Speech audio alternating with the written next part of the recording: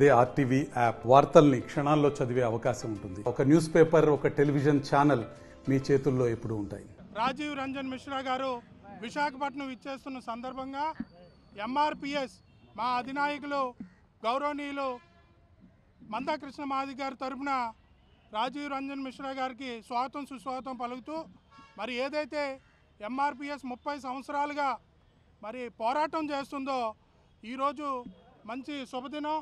Supreme court judgement కూడా ఎస్సీలకి వర్గీకరణ చేసుకోమని మరి రాష్ట్రాలకి అనుమతిని కోరింది. అదేవిధంగా దాన్ని మరి చంద్రబాబు నాయుడు గారు గౌరవనీయులు చంద్రబాబు నాయుడు గారు కూడా మద్దతు తెలిపి వర్గీకరణకి మరి రాజీవ్ రంజన్ మిశ్రా గారిని మరి జిల్లాల వారీగా నివేదిక 60 రోజుల్లో సమర్పించమని కోరారు. కానీ దానికి వెంటనే ఎంఆర్పిఎస్ 30 రోజుల్లోనే మాకు నివేదిక కావాలని మరి సీఎం చంద్రబాబు నాయుడు గారు కూడా మా వినిపించుకోవడం జరిగింది కూడా. అదేవిధంగా ఈరోజు 1996లో మరి ఏర్పాటు చేసిన జస్టిస్ రామచంద్ర కమిషన్ కూడా ఎస్సీ వర్గీకరణకు సానుకూలంగా ఉంది. కాబట్టి ఒకటే డిమాండ్ చేస్తున్నాం, ఎస్సీ వర్గీకరణ మరి ఎవరైతే రాజీవ్ రంజన్ మిశ్రా గారు వచ్చారో వాళ్ళు మాకు సానుకూలంగా మరి ఈ ఎస్సీ వర్గీకరణకి మరి మాదిగల్లో ఉండబడే 59 ఉపకులాలకు కూడా న్యాయం జరిగే విధంగా చేయాలని కోరుకుంటూ మా విశాఖపట్నం ఎంఆర్పిఎస్ డిమాండ్ చేయడం జరుగుతుంది. ఈరోజు మా రెల్లులకి జరిగిన అన్యాయం బట్టి మరి ఈరోజు గౌరవనీయులైన మిశ్రా గారికి మా తాలూకా బాధ తెలుసుకున్నందుకే మరి ఈ కలెక్టర్ ఆఫీస్కి వచ్చాము. గత కొన్ని సంవత్సరాలుగా స్వతంత్రం వచ్చిన కొన్ని సంవత్సరాలుగా మా రెల్లిల్లో రాజకీయంలో కానీ మరి ఇతర దాంట్లో కానీ ఎదుగుదల లేదు. దానికి ఉదాహరణ ఇప్పటికొచ్చి రెల్లిల్లో ఒక్క ఎమ్మెల్యే కానీ ఎమ్మెల్సీ కానీ లేరు. దానికి కారణం మరి ప్రభుత్వాలు మాకు చిన్న చూపు చూస్తున్నాయి, పక్కన పెడుతున్నాయి.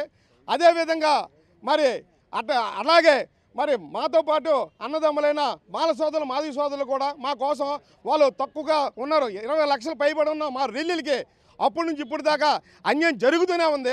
ఎందుకంటే ఈరోజు ఎక్కడో ఎస్టీ వాళ్ళకి ఎమ్మెల్యే ఉంది, ఎమ్మెల్సీ ఉన్నారు, అందరూ ఉన్నారు. కానీ కనీసం రెల్లిలకి ఒక ఎమ్మెల్యే కాదు కదా, ఎమ్మెల్సీ కాదు కదా, ఎటువంటి ఎదుగుదల రాజకీయంలో కూడా లేదు.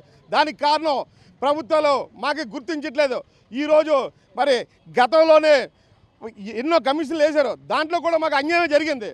ఈరోజు మరి మిశ్రా గారు వచ్చారు, మరి మేము ఎంతో ఆశతో వచ్చాం. మా రెల్లీలకి కూడా తప్పకుండా న్యాయం జరుగుతుంది, అన్ని రంగాల్లో మేము కూడా ముందుకు ఉంటామని చెప్పి మరి ఈరోజు మేము ఆశపడి మా రెల్లి కమ్యూనిటీ తరఫున మేము వచ్చాం. అనేక జిల్లాలకు వెళ్తాం. ముఖ్యంగా మా రెల్లిలో రాష్ట్రం మొత్తం మీద 20 లక్షల పైబడే ఉన్నారండి. కానీ గుణంకాలు మరి ఈ ఎమ్మెల్యేటి ఎంపీలేటి వాళ్ళందరూ మరి దళిత నాయకులే. వాళ్ళు ఏం చెప్తున్నారంటే వాళ్ళు తక్కువ ఉన్నారని చెప్పేసి సీఎం తోటి కూడా చెప్పడం జరిగింది. అన్ని పార్టీలు కూడా మాకు మోసం చేస్తుంది. ఈరోజు మరి మా రెల్లిలోని ప్రతి ఒక్కరూ ఎటువంటి ఉద్యోగం లేదు, మరి అక్కడక్కడ పని చేస్తూ మరి పాచి పనులు చేసుకుంటూ మరి దుర్భరమైన బతుకుతున్నారు. ఈరోజు పాకి పనులు చేస్తూ మా రెల్లీలు బతుకుతున్నారు. ఈరోజు మా రెల్లీలో ఎంతగానో అనగదొక్కబడి ఉంది. దానికి కారణం మా సోదరులు, మరి మాల సోదరులు మాదిగ సోదరులే. ఎందుకంటే మేము తక్కువ ఉన్నామని చెప్పేసి ప్రతి పార్టీలోనే ప్రతి ఏ ప్రభుత్వంలో కూడా ఇలాగే చెప్తున్నారా, వాళ్ళు తక్కువగా ఉన్నారని చెప్పేసి. మా రెల్లీలో మా బాధ చెప్పుకోవడానికి ఒక ఎమ్మెల్యే కానీ ఒక ఎమ్మెల్సీ కానీ మరి మాకు లేరండి. ఎందుకంటే గవర్నర్ కోటాలో కూడా మా రెల్లీలకి ఒక ఎమ్మెల్సీ ఇవ్వాలా. మరి ఎవరి కోసం వాళ్ళే చెప్పుకుంటారు. ఇప్పుడు అసెంబ్లీలో ఉన్నారంటే మాల సోదరుల కోసం మాల సోదరులు చెప్పుకుంటారు, మాదిగ సోదరుల కోసం మాదిగ సోదరులు చెప్పుకుంటారు. రెల్లీల కోసం మేము చెప్పుకోవడానికి మాకు ఎటువంటి మరి పదవి కానీ ఎటువంటి చెప్పుకోవడానికి అవకాశం కానీ లేదు.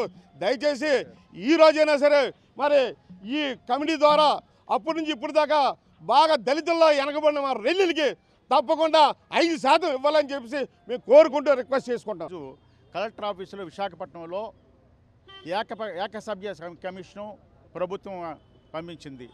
ఆ ప్రభుత్వానికి మేము నివేదిక ఇవ్వడానికి వచ్చాం. ప్రజాభిప్రాయ సేకరణ. ఈ ప్రజాభిప్రాయ సేకరణలో మేము అనుకునేది ఏమిటంటే, ఈ భారతదేశంలో 29 రాష్ట్రాలు ఉన్నాయి. ఈ 29 రాష్ట్రాల్లో ఎస్సీల పరిస్థితి ఎలాగుంది, ఈ 29 రాష్ట్రాల్లో ఉన్నటువంటి 53 ఉపకులాల్లో ఉన్నటువంటి ఎస్సీలు ఏ స్థాయిలో ఉన్నారనేది గణాంకాలు చేయవలసిన బాధ్యత కేంద్ర రాష్ట్ర ప్రభుత్వాలు ఉంది.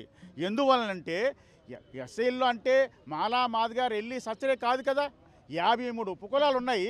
53 ఉపకులాలు ఎక్కడ ఉందో చూడవలసిన బాధ్యత ఈ రాష్ట్ర ప్రభుత్వానికి ఉంది, కేంద్ర ప్రభుత్వానికి ఉంది. మరి ముఖ్యంగా చెప్పేది ఏంటంటే కేంద్ర ప్రభుత్వం కోర్టు చేత ఒక ఆర్డర్ ఇప్పించేసింది. ఏమని ఇప్పించిందంటే ఒక తీర్పు, ఆ రాష్ట్రాలు మీ ఇష్టానుసారంగా చేసుకోండి అని. అంటే అది కరెక్టేనండి? సుప్రీంకోర్టు తీర్పు అలాగే ఉంటుందండి. గౌరవ సుప్రీంకోర్టు మా డిమాండ్ ఒకటేనండి, ఈ రాజకీయ పార్టీలు, ఈ మనువాద పార్టీలు ఎస్సీలు వర్గీకరణ చేసి వాళ్ళని విభజించి పరిపాలన చేయాలని ప్రయత్నం చేస్తున్నారు. అందులో ముఖ్యుడు చంద్రబాబు నాయుడు గారు. చంద్రబాబు నాయుడు గారు పెట్టిన బీజమే ఇది చిలికి పెద్దదైపోయి గాలివాన అయిపోయి ఇప్పుడు కోర్టుకు సమస్యలు వచ్చే పరిస్థితి ఉంది. మేము ఒకటే చెప్తున్నాం, మాకు వర్గీకరణ అక్కర్లేదు, రిజర్వేషన్లు అక్కర్లేదండి. దేశంలో ఉన్నటువంటి సంపద ఏదైతుందో మాకు పంచేయమనండి, మాకు అవసరం లేదు వర్గీకరణ. ఎందువల్లంటే అన్నీ ప్రైవేటీకరణ అయిపోతున్నాయి. ఈ 14 సంవత్సరాల్లో ఏం జరిగింది? అన్నీ ప్రైవేటీకరణ. రిజర్వేషన్లు ఎక్కడ ఉన్నాయి? ఉద్యోగాలు ఎక్కడ ఉన్నాయి? ఎక్కడ ఏమి లేవు. కాబట్టి మాకు ఒకటే చెప్తున్నాను, వర్గీకరణ అంటే మాకు వర్గీకరణ వద్దండి, మీకు కలిసి ఉండాలి. కలిసి ఉంటేనే కలర్ సుఖం, కలిసి ఉంటే లేకపోతే హిట్లర్ పరిపాలన ఒకరిని కొట్టుకొచ్చేస్తున్నారు. కాబట్టి ఈ వర్గీకరణ ఆపి క్రిమినరీ పద్ధతిని ఆపేసి దేశం సమైక్యంగా ఉండాలి, ప్రజలు ప్రశాంతంగా ఉండాలి. కాబట్టి భారత రాజ్యాంగం ప్రకారంగా ప్రజలందరినీ కూడా బాగా చూడాలని కోరుకున్నాను. అదేవిధంగా పార్లమెంట్లో కూడా కనీసం ఏమీ చర్చ లేకుండా సుప్రీంకోర్టు తీర్పు ఇవ్వడం దాన్ని మేము ఖండిస్తున్నాం. మరిన్ని వీడియోస్ కోసం ఛానల్ ని సబ్స్క్రైబ్ చేయండి, లేటెస్ట్ అప్డేట్స్ కోసం వాట్సాప్ ఛానల్ ని ఫాలో చేయండి అండ్ లింక్ డిస్క్రిప్షన్ లో ఉంది.